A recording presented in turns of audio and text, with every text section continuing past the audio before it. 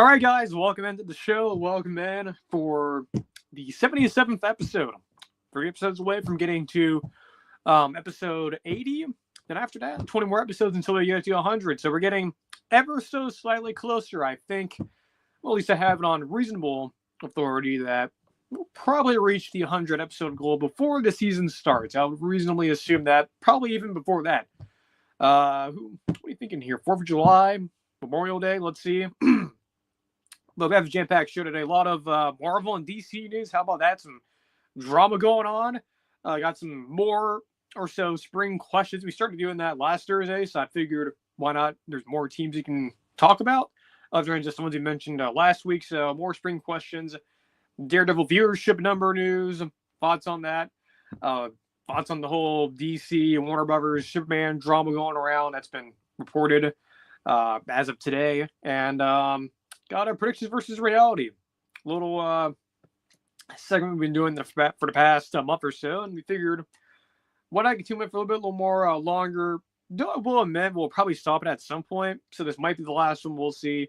The last one we'll probably actually not take that back. The last one we'll do with predictions versus reality will be the Buccaneers. So we'll do that. We'll do the Buccaneers one either next week or this week. I think some point here we'll probably wrap up the predictions versus reality segment. It's been pretty good, but I think it's held us over a little bit in terms of college football stuff. But there's other topics and things I wanted to stack into the show at some point. So we're gonna sort of transition from that segment probably here in the next week or so, and then we'll move on to spring stuff and other topics I wanted to add in to the show. But as I mentioned again, episode 77. My notes here say 76. That's not correct. So yeah, episode 77. Just a little bit note here before we move into the main show. This is not related to the actual show, in a way, but as you guys know, I am a enthusiast, if you will, a weather enthusiast, severe weather enthusiast. Brought up weather on the show multiple times, during last hurricane season when we were doing the show during the fall.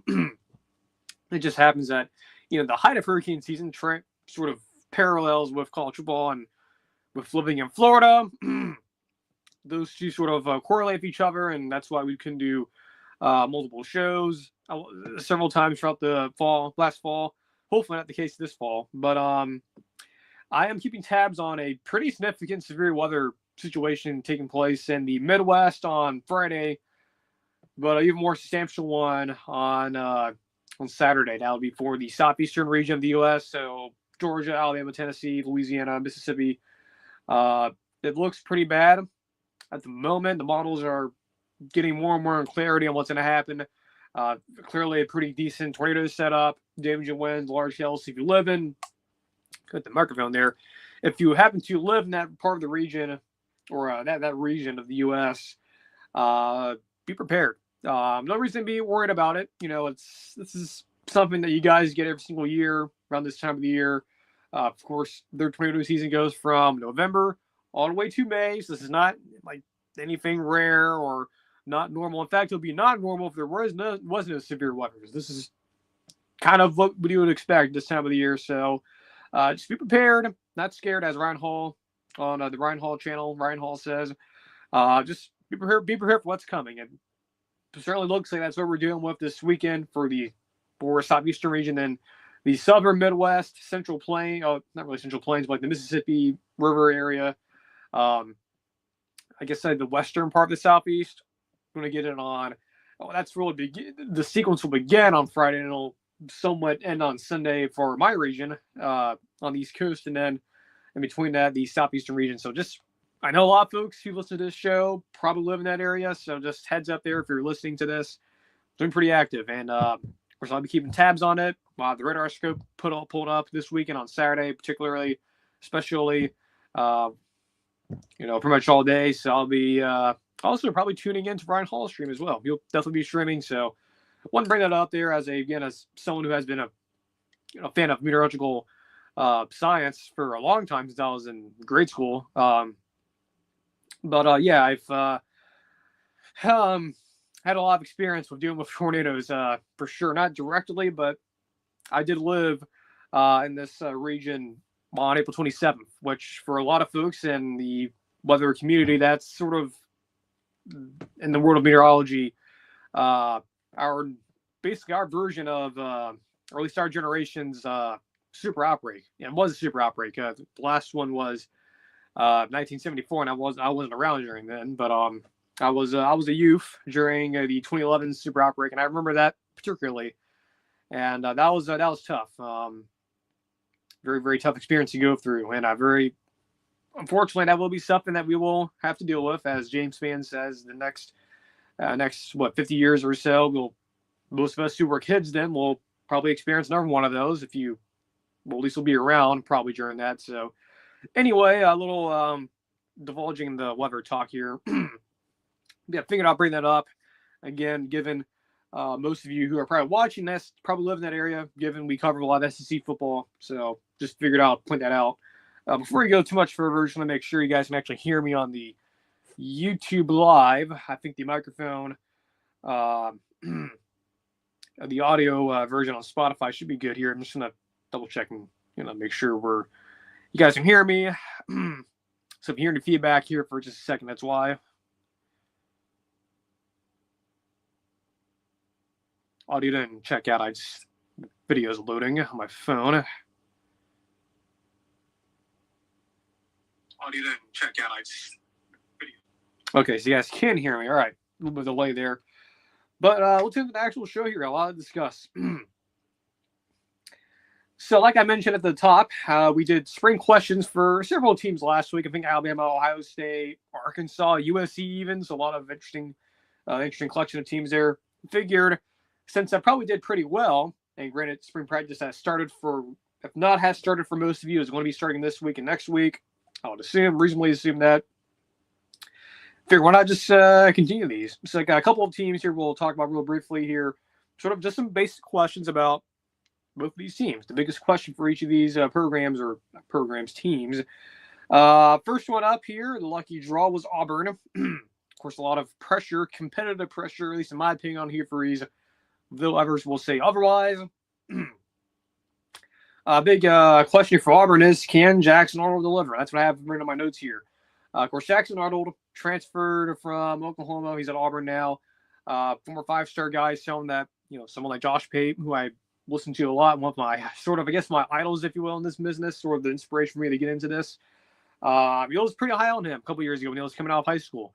So Arnold comes in a couple years ago, doesn't play much when Gabriel was still at OU, and then he goes on to Oregon for his final year. So then Arnold takes over last year as a full-time starter. Struggles. It wasn't good enough. Offense was inconsistent, especially when he was at quarterback, and then they brought in Michael Hawkins Jr. And so that whole season last year for OU, of course, they had a coordinator change mid-season and just a lot of craziness. So Arnold enters the portal. People thought originally, Jeff Lebby and him knew each other well when Lebby was at OU. Lebby's at Mississippi State. Seems reasonable. You could follow him there. Well, someone in the same region, grant you the next state over, and that would be in Alabama, specifically Lee County, where Jackson Arnold now resides at, more likely, I would assume. And he is probably going to be the starting quarterback here. Now, I know they got the Ashton Daniels kid from Stanford, definitely more of a pure runner than Jackson Arnold is. Jackson's definitely more of a traditional, dual threat, sort of like a Baker Mayfield, Bo Nix type. I'm not insinuating he's be just like those two guys, particularly Bo Nix at Oregon, but more in that mold. Daniel's just more of a pure runner, so I would imagine probably Jackson Arnold will be the starter there. Of course, Auburn had Thorne last year, and had some guys who were holdovers from the Harsin era, and I believe one guy that Hugh Freeze recruited. They've all left, so they've replenished that room somewhat. But a lot of unknowns with Jackson Arnold. I bring up Bo Nix, and interestingly, Josh Pate brought this up months ago, even when Arnold transferred over. It's interesting how Jackson Arnold at Oklahoma is he was basically what Bo Nix was at Auburn when he started out under the Malzahn regime, and then 1 year under Harsin, or Harsin's only full year. Was inconsistent, had some good games, had some bad games too. Then with Bo Nix, goes over to Oregon. Now, of course, a lot of people, the NFL types, criticize this move. Like, Bo Nix can't handle this. He's an idiot. he couldn't handle the pressure of Auburn. He couldn't elevate that team. Well, guess what? If your team's crap and your team has basically Sun Belt level receivers, what do you expect them to do? Like, it's like giving a 5-star chef like Gordon Ramsay crappy products from, I don't know, whatever place. Like, you're not expecting Gordon Ramsay to make a 5-star meal out of complete crap. Like, I never understood the whole Bo Nix, him leaving Auburn was a character flaw. I never understood that. I know there was some stuff reporting things, if you will. I don't know what that means, but reports, rumors were going around about why he actually left Auburn. I'm not getting into that. Like, obviously, it didn't impact him in the NFL draft. Like, he's doing fine, I guess. But what I'm trying to say here is that when Bo Nix left Auburn, again, to the chagrin of many, at least looking at that way from the NFL position, when Bo Nix left Auburn to go to Oregon with much better talent level, better offensive line, better receiver room, you saw what he did. He was able to do pretty well there. Won 10 games his first year and then 11 games his second year. Yeah, I know he didn't make it to the playoff, but it's not a prerequisite. What, like most of these, like Patrick Mahomes was at Texas Tech with Cliff Kingsbury, and they won like an average of 6 games a year. So it's not a. You see how much of a career he's carved out. So it's not a prerequisite. It's not in the freaking United States Constitution to like get in, to be a productive quarterback in the NFL and to have success, to be considered a successful quarterback. There's nothing in the Constitution that says, oh, you have to be a playoff team now or be a playoff quarterback to be considered, this and this in the NFL and this in college. It's like, okay, like there's no law that says that. Like, you can be at an average school and put up good numbers. Like, who cares? So what I say all that to say, could Jackson Arnold be that for Auburn? Could it be the reverse Bo Nix syndrome, if you will, where Bo Nix leaves Auburn and gets better? Could it be that Jackson Arnold leaves Oklahoma, a very tenuous situation, to a somewhat another tenuous situation? Could he improve? I don't know for sure. Obviously, that's not a clear comparison. Again, Oregon with Dane Lanning, much more stabilized organizationally, roster-wise, whereas Auburn, talent there. Perry Thompson still there. We'll see if he can develop. Kim Coleman, again, he was very clearly up there with guys like, Jeremiah Smith and Ryan Williams, and he unfortunately was left out in terms of having fun and success last year, unlike when those two were having success. Cam Coleman is just as talented as those guys. So he's obviously that's Jackson Arnold's best receiver he's ever had in his college career. Decent talent. I think coming out from Auburn, at least at the running back position, they've recruited decently well on that side. They've recruited really well on defense. So defense hopefully should take another step for them. But the main thing here, again, of course, Hugh Freeze being a guy that's emphasized offense, emphasizing quarterback production. Can Jackson Arnold deliver on that? Can he do what Peyton Thorne couldn't do? Grant you now with a somewhat still tenuous situation. Now, grant you the talent there, you're year wiser and a year older. So maybe that's the difference there. Maybe it is sort of what Hugh Freeze was fearing last year. Of course, if you recall him on Josh Pate's show last year saying, I'm not a actual quote here from him, but sort of paraphrasing that he sort of told Pate during his one-on-one interview that, not necessarily over the moon about starting a lot of young guys, but we're going to have to because they're the best option. Have to wonder, hey, year 3, year 2, you're wiser for some of these kids. You bring in Jackson Arnold, the trials and tribulations he went through at Oklahoma, maybe that translates over to having some success to a certain extent. We'll see on that. We'll see, but it'll be interesting to see what we get from, spring practice and stuff like that, and then we'll move into fall camp. Nico at Tennessee. Tennessee next up here. That's the question. Can Nico take the next step? Of course, from a 5-star guy, a lot of folks, including me, were reasonably excited, I think, rightfully so. I mean, the profile looked pretty good. A lot of the things we saw from him, albeit pretty small snippets when Joe Milton was at Tennessee a couple years ago. Nico was a freshman, redshirt guy, but though he did come in sparingly, looked pretty good. And I think at times last year looked pretty good. I do think, too, we may have been a year ahead of schedule with him, at least the perception and the aspirations for him. I still have a lot of faith in Josh Heupel. I think he's the right guy for a job there, clearly. I mean, they went to the playoff last year, 11 wins his second year, 9 wins is a third year. He's been pretty good. I think he's so far the best head coach they've had there in 20 years. since Phil Former was running the sidelines there. But I still a lot of faith in Nico, but can he take the next step? Can he, sort of like elevate his game a little bit? Can he cut down on the turnovers? Can he, up the touchdown to interception ratio? Maybe add in a few more touchdowns. Maybe run the ball more efficiently. He can still do that. Talent's still there. Just whether or not he can produce that is up to him, kind of. We'll see. But I have a lot of faith in Josh Heupel, a very successful coach, and I think, like last year, I think this year's team, albeit that they are losing a lot of talent, I think the defensive line will take a step back. I think the offensive line will have a concern there. But I think, given how Tennessee's recruited recently under Heupel, they've been pretty good. I think top 10, top 15-ish, if I recall correctly. I don't really necessarily expect a massive bump down in that production, but I do believe the massive key here, if you will, the massive puzzle to this, or piece of this puzzle is Nico taking a bigger step and him taking that next leap, if you will, because he is an elite quarterback, or he could be. All the talent's there, all the raw talent's there, but they're mentally and the sort of the ability to show all that is going to be a key here for him. And I think he can do it. He can do it. It's just whether or not, can he actually do it? Because there's all the potential is there. It's just whether or not he can do it against this whole thing that, it's the old argument that Josh Pate has lots that cannot versus have not. He can do it. He just hasn't done it. So that's what I'm looking for with Nico. If Nico Iamaleava. I can say that full name, but Nico, shorter, easier to say, whatever. For Michigan, made a lot of, look at my notes here, a lot of offensive flavor here with the questions. For Michigan, I have on my notes here is can Chip Lindsey make a difference at OC? The Michigan offense last year was atrocious to look at. It's very gross. Receivers were okay, I guess, given how they were sort of tailoring their offense for to be more of a running-based offense, given the quarterback situation there. Obviously, they bring in Bryce Underwood. Of course, Chip Lindsey's history sort of tied to that Gus Malzahn tree. The offense last year for Michigan was really bad, and I'm not expecting it to, astronomically, I think that's how you say it. I'm not expecting it to be, leaps and bounds better than what it was last year. I'm not expecting it to be like a massive, 180 from, offense was averaging 10 points a game. So all of a sudden it's scoring, they scored 60 points this week.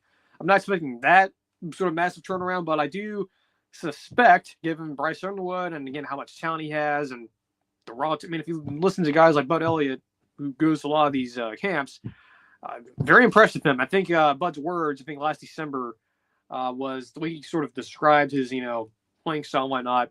Probably the closest thing, and again, this is what Bud said, at least I believe that's what he said, sort of paraphrasing here, but kind of the closest thing we've seen to Cam Newton, at least in a physical standpoint. And I'm not the one who said that. That's what Bud Elliott said, and I trust Bud a lot in terms of his analysis and how he's into the weeds of recruiting and whatnot. And of course, he goes to a lot of these camps. So with Bryce Underwood coming in, Chip Lindsey, probably an upgrade over what you had last year. Jerome Morris, second year. Would assume the offense would get better, but is it that much of a difference? Because we've seen Chip Lindsey have success. If you think about it, going most notably at Auburn years ago, almost now, actually 10 years ago. Had success in 2017, his first year, and then 2018, trending downwards, and he basically got fired after that year. So we've seen the best of Chip Lindsey when he has, a good running game, a decent dual threat guy. But when the running game is not working for that offense, it's hard to watch. So we'll see. We'll see how it happens during spring. Of course, we'll get the, practice reports and stuff like that and how they perform. But for Michigan, the offense, hopefully we'll see improvement there. Can Chip Lindsey make a difference there? I will just say, though, can't get much worse than it was last year, because it was bad at times last year, and they won somehow, some way, multiple big games last year, up until including Ohio State. So, of course, not to mention they've replacing a lot of guys on defense. I think they've recruited well enough to supplement that, often with the same production. I could have obviously gone that route with Kenneth Grant and Mason Graham leaving, but I think the offense from Michigan is probably what you would hope would get better. Of course, the defense was pretty good last year, despite a sort of dismal record after winning a national championship. But interested to see what the old offense will look like there under Chip Lindsey. Second to the Big Ten. Oregon, new faces on defense. Lost a lot of guys last year off of last season's team.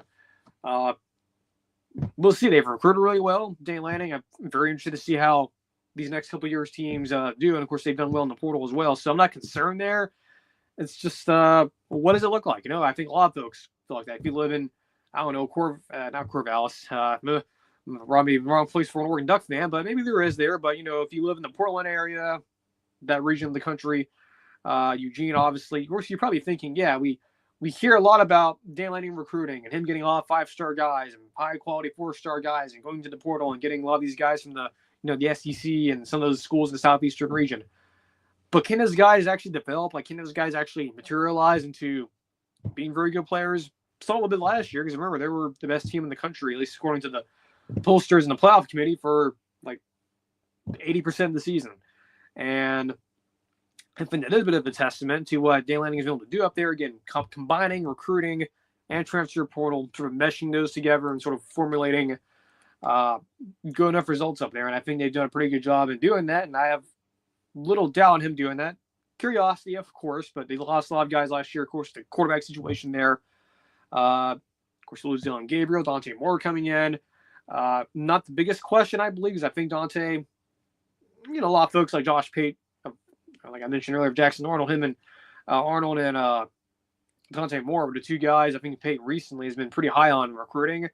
Of course, Moore, I remember, originally committed to Oregon, went to UCLA of Chip Kelly.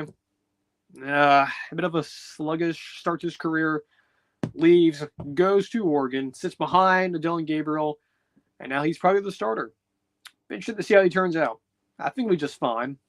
Again, it gets the old Cannot versus Sappinot. He has not shown you the ability to be a productive quarterback or even be a good quarterback. It doesn't mean he can't. He still could. I'm not selling my stock on him at all. Even though his first year as a college football player didn't really go the way a lot of you probably thought it was going to go based on the way some of these folks are talking about him. And then finally, Miami, of course, last year, we will talk about actually later in the predictions versus reality. But when it comes to this year, the big question for Miami is defense. You bring in Corey Heatherman from Minnesota. Of course, you had Lance Gittery last year in that defense. Only nothing against Gittery. I've heard guys like Josh Pate and Cover 3 talk glowingly of him. He's a good guy. He's interesting. It was interesting to hear. I think it was Pate who was talking to him years ago during the speaker series.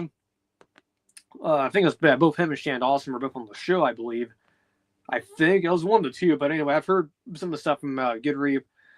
Just didn't work out, unfortunately. And look, that's just the way of the business. This is what it is, I guess. So you lose him to firing. I guess you wouldn't really call it losing him, but you move on from him. Bring in Heatherman, very consistent D coordinator for Minnesota and PJ Fleck the last couple of years. And I think his it's not so much bringing in a guy who can, he was only Minnesota for 1 year. I thought it was a couple of years, but he's been in the Big Ten for a couple of years. He was at Rutgers before that. But what I'm trying to say here is that you can bring in any defensive coordinator you want. Just name a guy. I don't know, like Will Muschamp, for example. They hired him. Sure, it's a bigger name, I think, than Corey Heatherman. I think a lot of folks know who Muschamp is. But it's the talent there that is the key. There's still really good talent there. Again, sort of like what Auburn's been doing. Miami's been sort of, stacking classes on stacking classes and supplementing in the portal. Like this is a past cycle by getting Carson Beck. Of course, we don't know if Beck will be healthy. Of course, he won't be available this spring as he's still in rehab. Of course, hopefully by the time fall camp comes around, he'll be a lot more able to actually practice and stuff. And hopefully by the time the third game comes, by the time that game comes around on, that Sunday before Labor Day, hopefully be ready to go. But what Miami's been doing, like I mentioned, stacking classes on stacking classes, a lot of 5-star talent there. A lot of these guys should be multiple years within the system. Guys are pretty experienced, as talented. If you have all the pieces there available to you, you can basically call any defense you want for the most part. And I think bringing a guy like Heatherman, of course, the Big Ten's very focused on defense. Again, Minnesota's defense last year was fairly good. I think there should be improvement there, I would imagine. How much improvement we'll see, but there is a lot of talent there. So I'm not necessarily selling my stock on Mario at all. but it'll be interesting to see what he can do. A actual reasonable defensive mind can do with a good assortment of talent. Because I think Miami's talent the past couple years in the recruiting is not reflective of how bad the talent was or how bad the talent is. The talent's still good. It's just the coaching there may not be necessarily the best. So that's some questions there for spring. Could have added multiple questions in there, but I think for LG shows they're pretty good. I'm gonna get some water real quick, and then we'll pretty good pace here. I think we'll probably finish under an hour. We got 3 of you watching, so if you guys are watching, 3 of you, before I get some water here. First of all, welcome in. If you're a returning viewer, hopefully you're subscribed. You probably are. There's only have 4 of you. I know one of you is actually, I think me actually watching the shows. There's actually 2 of you, but to the 2 of you, 3 of you are watching. Again, welcome in. Make sure you subscribe. Nothing happens. I don't call your phone. I don't knock on your door wherever you live and force you to sign up for anything. I don't send you spam emails or call you or text you. It's all free. You just subscribe. You can click the notification bell if you want to. It's not required. That's not. Subscribing is. And just make sure you follow us on Twitter. And make sure to follow us as well on the podcast feed on Spotify. We've been sort of lazy on the Spotify side. We've been kind of behind on getting that stuff posted, but eventually we'll get there before the next show. So we got some water real quick, and then we'll move on to some of the Marvel DC news, and then we'll wrap up with predictions versus reality.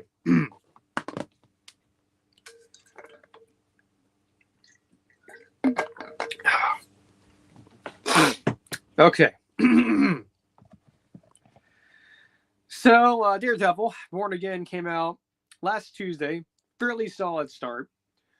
But the biggest question with the show was, when will we get the numbers? You know, how much viewers did the Disney Plus app and wherever you watched it on, how much viewership the numbers did it get? And that answer was revealed today.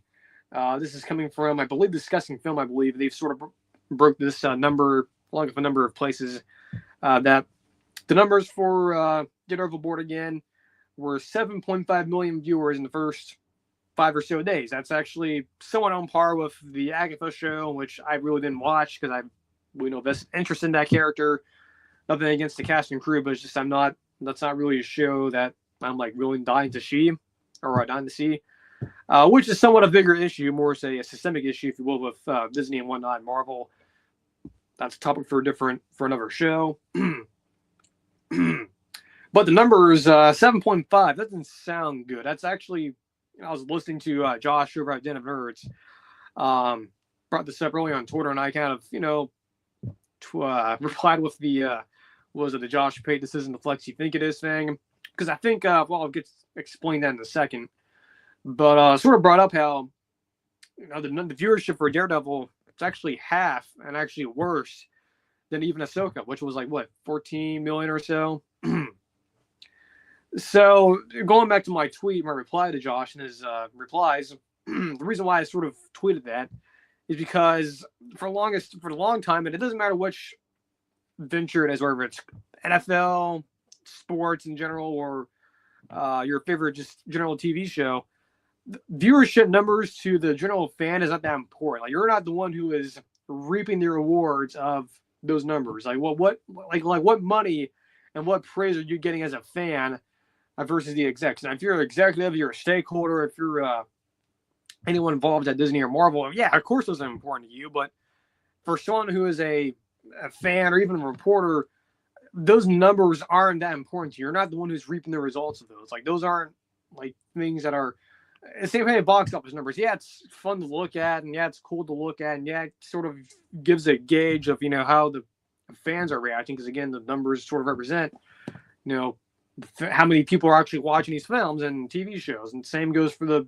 TV shows as the numbers. But again, like I said, I personally believe, and I've always somewhat thought this is kind of weird how people, like a lot of Marvel fans in particular, kind of like take these numbers to heart, meaning like these like really impact them that much. Like, oh man, this show is getting low viewership numbers. This is, detrimental to me, and it personally affects me. Well, it doesn't affect you. You're not the one who's reaping those rewards. You're not the one who is, you should worry about that. So I always thought that was kind of stupid, but from a pretty broad perspective, look, if you want to worry about that, that's fine. But to me personally, it's like, again, you're not reaping the rewards of that. That's not You're not the one who's someone at the company, someone who's like a pretty high up person at Marvel and Disney. Yeah, you should be worrying about that because those are for a character like Daredevil and a show that was being billed as like the continuation of the Netflix show, and it's going to be this ultra violent, far, if you will, a far, I don't know what you would call it, very much a far cry. There we go, a far cry from the past shows. Yeah, 7.5 million viewers, and that being like half of the last like more popular Star Wars show being Ahsoka. Yeah, that's not good enough.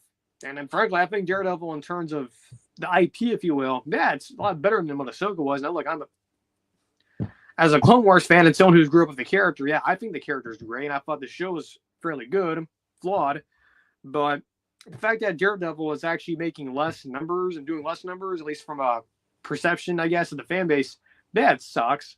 Yeah, it sucks. That's making less numbers in a Star Wars show, and it doesn't feel good. But again, like I just mentioned, like as a fan, you're not the one who's you're not the one who's been reaping the results of that, which is why I'm kind of confused why so many folks are like legitimately like personally worried about this.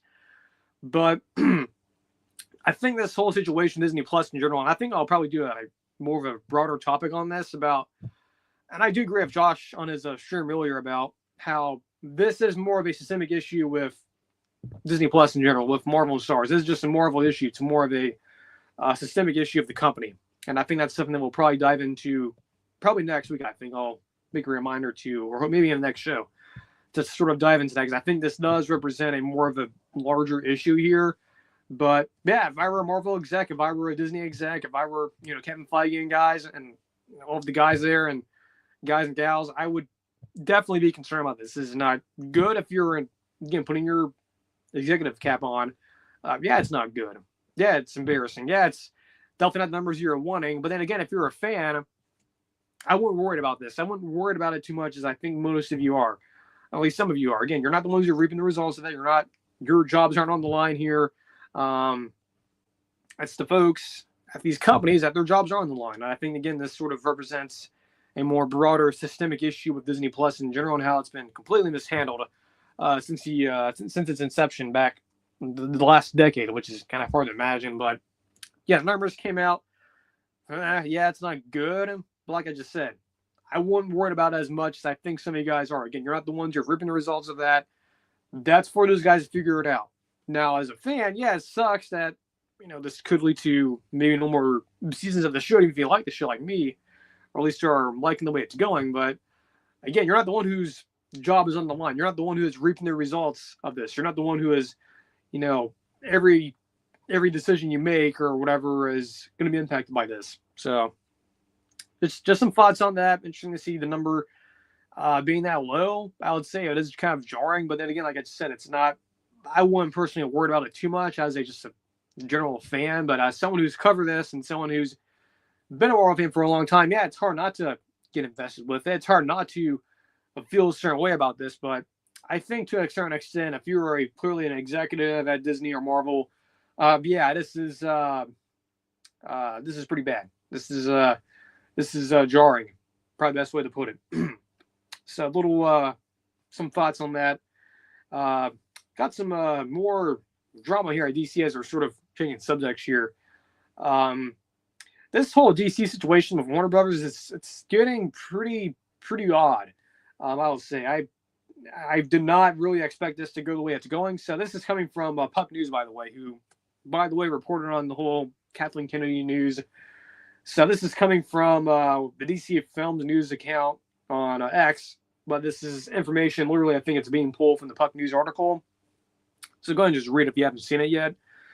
So again, this is according to Puck News. Quote, James Gunn's Superman has almost incalculable importance. Hopefully I said that right. To Warner Brothers Discovery, and there is reportedly genuine fear of the film studio going the way of 20th Century Fox, which was acquired by Disney in 2019. I paused there to give some dramatic effect here. Again, we're going to repeat that last little line there. There is reportedly genuine fear of the film studio going the way of 20th Century Fox, which was acquired by Disney in 2019. That's where we're at with Warner Brothers and DC. I continue. From one veteran, from one he's for me to say, from one WB veteran, an essential element of the stock price is believing that the IP of DC is meaningful. David Zaslav bet big that they can show the world that the DC IP can have real value. Superman is the first movie that will set the tone. They have a tremendous amount writing on it. This is coming from Puck News. It's not just me saying this. Is a lot of pretty reliable sources saying this. So what does this all mean? What does this all translate to? This sort of translates to the reports we're getting from guys like Jeff Snyder and a lot of the other industry insiders on Twitter have somewhat been verified. Jeff Snyder, by the way, I think last week, or it wasn't last week on Roka's show, maybe in weeks before, but regardless, he's been reporting this for a while, that the test screenings for Superman, James Gunn's Superman, it's not good. And look, this is the same guy in Snyder who accurately reported on the issues of Captain America: Brave New World and some of the other internal issues at Marvel and Star Wars. And look, again, I keep on saying this, but Jeff's a very veteran guy. He was with multiple those big Hollywood trades for a long time. So he's not dumb. He's not stupid. So anyone who's gritting Jeff and saying he's an idiot you're wrong. He's like one of the brightest. Well, he's one of the best reporters out there, one of the best scoopers out there. And so I don't know why you guys are getting mad at him. He's just doing his job, and he's doing a pretty good job at it. Or he's doing a really good. He's doing really good at his job. I don't know why I just said that. That's like the third time it's happened today, but he's doing pretty good at it in terms of reporting news accurately. And I think this report from Puck News sort of kind of validates it a lot, or at least reaffirms it. The fact that, again, there's a lot of writing on this film, a lot of importance. There's a lot of nervousness, if you will. And I think that does sort of coincide with Snyder's reporting of a lot of the test screens have not gone well. There's a lot of genuine fear, the backlash from a lot of the fan base and just pop culture fan base in general has not been very good, especially with like some of the trailer shots and some of the the way that James Gunn has carried himself in a lot of ways, sort of kind of like Lane Kiffin, if you will, if you're using a football comparison. But the part that really got me here, and the part that kind of stunned me, which to sort of get some context here, I have been aware, of course, if how bad Joker 2 was last year and how much money they lost from that some other stuff with just in general, Warner Brothers as a studio has not been doing well financially. I knew that. But this part here where Puck News goes into their, the genuine fear of the film studio going the way of 20th Century Fox, which was acquired by Disney in 2019, that kind of stunned me a little bit. That's another jarring thing that sort of stood out to me today. Even more jarring than Daredevil stuff. The Daredevil stuff, again, I don't really believe you guys should be worried about that as much as you have been. But this line here from Puck News, that's bad. That is absolute hell. The fact that they're actually saying that, look, Puck News is not some stupid tabloid. They're pretty well versed. I'm talking about water bottle here, but they're one of the other pretty big trades out there. And the fact that someone has told them that, and there's genuine fear that Warner Brothers, the studio, by the way, has been around for over 100 years. I mean, those guys, the studio has been around for, like I said, over 100 years, and they've had so much history. Not only just their DC stuff with Looney Tunes and the Exorcist films, and they're just a very historic studio. And the fact that there is genuine fear that the studio is going to go away and get absorbed, that boggles the mind. Just how embarrassing this has been. Just how embarrassing the decades have been. This 10-year sample size for Warner Brothers in general, it's been bad. And the fact that we're actually hearing, the studio could be dissolved and it could be defunct in a couple of years, or at least that's the fear going around. I can't even put it into words. It's flabbergasting how it's gone this bad. And not to mention too, there's the drama with James Gunn and Matt Reeves, and there's been a lot of stuff too that Jeff Snyder reported on last week, and how Gunn and Safran have not gotten the scripts yet from Matt Reeves. There's of course the long-standing rumors and leaks going around that Gunn has wanted Robert Pattinson's Batman to be a part of his new DC universe. There's some blowback on that from Matt Reeves' camp. He's more apprehensive towards it. Pattinson's kind of he doesn't know what's going on. But just right now, we don't talk a whole lot of DC on this show. It's mostly Marvel and Star Wars when we do talk about this. But just, I cannot believe how much of a disaster this has been and how poorly this has been handled, both on the DC executive side and even James Gunn's side. And look, I'm someone who's a fan of James Gunn, and I'm not someone who's had a problem with him taking over. And even some of the criticisms towards him putting in his wife in some of these movies and some of these other like drama-filled stuff. And look, I've not addressed that stuff. Personally, I don't care about that stuff. But if you're looking at this from an executive point of view, from just the basic studio operations standpoint, I cannot believe this, how bad this has gone. And the fact that the studio is actually in danger of going away, like, what? Like, man, I could have not foreseen this getting this bad. And not to mention, too, there was also some other news too come out from Marvel that there's been a lot of, studio politics. A lot of people have been moving around. A lot of folks probably on their way out too. And that's also been around as well. So the bottom line is it's not been good for DC and Warner Brothers, and it's not looking too good. Again, that stuff from Puck News earlier, when I saw that, of course, Josh right down the road brought this up too on his stream, but I'm sitting here. I was reading this morning. I'm like, there's just no way. Like, there's just no way. Like, Fox being absorbed by 24/7. Fox being absorbed 20th Century Fox being absorbed by Disney.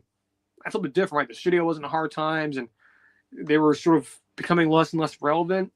But Warner Brothers has not been that bad. Now, yes, the financial situation has not been very good. The stuff with their DC, them trying to compete with Marvel has not gone well. I know there's been a lot of stuff with like the Looney Tunes stuff, and now the Coyote versus Acme movie that's never going to be released. There's a lot of drama about that, but it's mostly just been a lot of just drama. The studio's not been this bad financially up until just recently, and it's just the fact that it's. I guess what I'm trying to get at here is I guess Superman is going to be the final nail in the coffin here, whether or not the studio even exists. I never thought I would say that. Yeah, I mean the movie's gonna be pretty important anyways. It's the first big film, if you discount the TV shows for Gunn's DC. Yeah, it's the first major film, our first step, if you will, into this new DC universe. But the fact that this film has a lot of writing on it, not only just for Gunn's DC universe, but also the studio surviving. Like, that boggles the mind how badly this has been handled, how poorly this studio has been ran for the past 10 years, and they've been making mistakes after mistakes after mistakes. And it's almost like you're looking at, I know hindsight's 2020, but it's like, yeah, if you look at how things have been going the past 10 years, it kind of makes sense how where they're at right now. And there is a genuine concern that this studio may not exist. The studio has existed for over 100 years. It's so much history, not only just the DC stuff, but the Looney Tunes stuff, and how they sort of pioneered the world of cartoons, and there's a lot of major films outside of the DC stuff, like with Batman, Superman, like with The Exorcist and whatnot. Just so much history of this studio, and it's going to be taken away from us pretty much. Now, granted, we'll still have the memories of that stuff, like the movies and stuff, but just the fact that this studio has been around for just 100+ years, it's going to go away like this. Like, it boggles the mind how poorly this has been ran. How it's just, I just can't believe it. So it looks like to me, based on, again, this reports from Puck News, that the studio is in real shit. They're in real trouble. And apparently Superman is not only a lot riding on it from the James Gunn DC Universe stuff, but it's also could literally decide, the fate of Warner Brothers, the studio. This is, of course, after they've been, acquired by, AT&T and Discovery. It's like they've been, been moved around by different via different mergers and stuff. But the fact it's going to end like this is how it's going to end. Like, boggles the mind how we've how a 100+ year old studio can literally just fall by the wayside in 10 years. Like, that just boggles the mind. This is actually this is a real thing. This is a real quote from a pretty reputable news source. So this is clearly a story that's being monitored a lot. I'm sure other shows are talking about this as well. Pretty shocking, to say the least. Again, it's coming from someone who is somewhat excited about this new Superman film and somewhat excited about what James Gunn could do in the future for DC. But man, this is grim. So anyway, going from a less grimmer topic, if you will, to a more positive one, going to the predictions versus reality segment. Before we do that, some more water here, and then we'll wrap up the show of this last segment.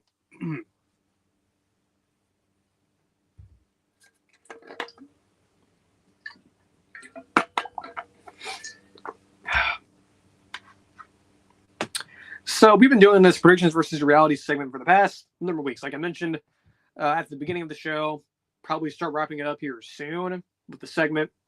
Of course, the last one will be the Buccaneers one. But I figure we'll do Texas A&M Miami. We'll start off A&M first year. We did the predictions, not predictions, but just sort of projections last year. Sort of, the best case, worst case, reasonable. Our best case scenario was 9-3. Again, based on our schedule, looked at it. Mike Elko coming in, good time roster, turnkey roster, if you will, as Josh Pate says. And it felt like to me that there was could have been an avenue for instant success. So that's why 9-3 was in there. The worst case scenario being 6-6 was in there just because of injury stuff and maybe the schedule's a lot harder than we thought. Of course, new administration coming in, new coaching staff. Easy transitions aren't guaranteed in college football. Like, no one was guaranteeing anything for A&M. But I think what was there was, again, a turnkey roster, a good coach, good coaching staff, and a reasonable schedule. So, the best case 9-3, worst case 6-6. The route I ended up going was 8-4. So, sort of a mix of both. I thought there would be some lumps. I thought there would be some ups and downs with the schedule. Turns out I was pretty much right. They went 8-4 last year. They had a stretch of beating Missouri, beating LSU, 2 top 10 teams, competing with Notre Dame to begin the year. Sort of felt like there was going to be some success there. It sort of did feel like that a 9-3 season could have happened. Of course, they lose to Auburn and they lose to Texas, and they end up losing to USC in the bowl game, finishing 8-5. But we had this correct. So I would say our sort of read on A&M last year was correct, and I'm curious, to say the least, for next year's team, because they will have the same schedule as last year for the SEC, so that stays the same. They get 2 G5s, and they get a FCS, and then they do get Notre Dame on the road. It's going to be tough. Of course, you get several key games on the road next year as well with LSU, Missouri, and Texas. But basically, again, same conference schedule, just the venues change. So if you play at a team at home, play them on the road, play them on the road, play them at home, then they have Notre Dame on the road next year. So fairly tough schedule, but still manageable to a certain extent. Been interesting to see. Again, A&M did very well in the portal last year. Sort of under the radar portal job, getting a lot of good talent in there. Mike Elko, second year, Colin Klein, second year. I'm very confident that there will be some success. There will be some improvement, if you will, especially on offense. At times last year with Marcel Reed being in there, and he was sort of a dynamo for them last year at times. So I'm very excited for Mike Elko and company. I think they're building something out there. Again, nothing's guaranteed. In college ball, as they say, it's nothing guaranteed. But the way what happened last year, I think there was some improvement. Clearly from the Jimbo years, I think the offense was definitely improved. I do expect that could continue. May not be necessarily the record you want, but as Josh Pate always says, progress is not linear. So while the record next year may not be, at least our projections may not be what you think it might be, I do believe there will be progress made last year or next year. You just might not see it in the record. So for Miami last year, as we sort of wrap up this segment here, we had them as attending to the best case scenario. Based on, again, with their transfer portal, again, we're getting recruiting class, summer recruiting class, bringing Cam Ward. I was very excited about Miami last year. Very, very excited for them. This time last year, very, very hyped. I'm very hyped up. I think the hype there in general was real. So 10-2 best case scenario based on that schedule, I think was fairly reasonable for Miami. I think it. I mean, frankly, I don't really necessarily know whatever way you could go. I mean, you get Florida on the road, and that was going to be tough, and I wrongfully picked them to lose that game. But outside of that, the first, until like October 26th, when they played Florida State, at least at the time, that was the toughest game on their schedule. And yes, the Cal game was there, and yes, from a travel perspective, that was gonna be really difficult. But to a certain extent, fairly manageable schedule. So that's why I had 10-2 on there. 8-4 again, sort of representation of that. Some of that injury base, maybe Cam Ward doesn't pan out. Maybe they lose a couple of games they're not supposed to. Most of that South Florida game, which I was sort of pinging at last year as a potential upset spot, it wasn't. But our reasonable record projection was 9-3, and much like A&M, one will hold. That's kind of what we got to a certain extent. In terms of reading the team correctly, I think we got this one correct, obviously, because the best case scenario was 10-2. And they finished 10-2. Not necessarily the games they lost were, the ones we thought they were going to be, but the record was exactly the record we thought they were going to get. Now, personally, I thought they would have done a lot better than that. I thought 10-2 would have been good enough to get in the playoff. It was, and they finished 10-3. I think Mario's the right guy for the job. Of course, you get Carson back this year. I guess we'll see how healthy he is.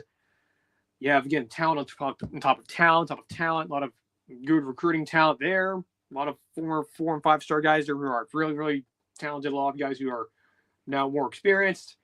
Their schedule is difficult. Again, you get Notre Dame on that Sunday, FCS, South Florida, thankfully at home. Then you got Florida, too, week 4, and then it gets real in a hurry. And, Florida still on the road. Louisville on a Friday, I believe. I think this time you don't have to go to the West Coast. So that's good. You get Stanford at home. The most travel you have to do is SMU, actually. So it's actually quite reasonable there in terms of travel. So, again, a reasonable schedule. I think your toughest road game is probably for Florida State or Virginia Tech. I think Virginia Tech probably, but Virginia Tech did also lose a lot of talent as well in the portal. So, again, we had a pretty good read on both of these teams. I think our feel on them this time last year was spot on. So, golf clap for us, I guess, for having a pretty good read on both A&M and Miami. So, that's it for the show, too. How about that? Finished under an hour. So, we'll be back on Thursday. Of course, like I mentioned, I'm following the severe weather stuff. Well, I'll probably have more to talk about that on Thursday. Of course, that's when the event should be started the day after. But, so I'll be watching. Of course, we have Daredevil coming out. The next episode on, I think it's actually tonight, actually. I just realized that. Yeah, tonight. So we'll discuss the next episode, I think, on Thursday. If it's not that if it's not that impactful, if it's not like a big episode, then we may not talk about it. But for sure, more predictions versus reality, maybe wrapping up the segment. More stuff probably coming out about, DC and some other drama going around Marvel right now and news stuff. And also, we're going to talk about Andor, too. Some Star Wars news as well, because we haven't really discussed it that much. But, I think Thursday's show will be definitely more heavier towards the pop culture stuff, I believe.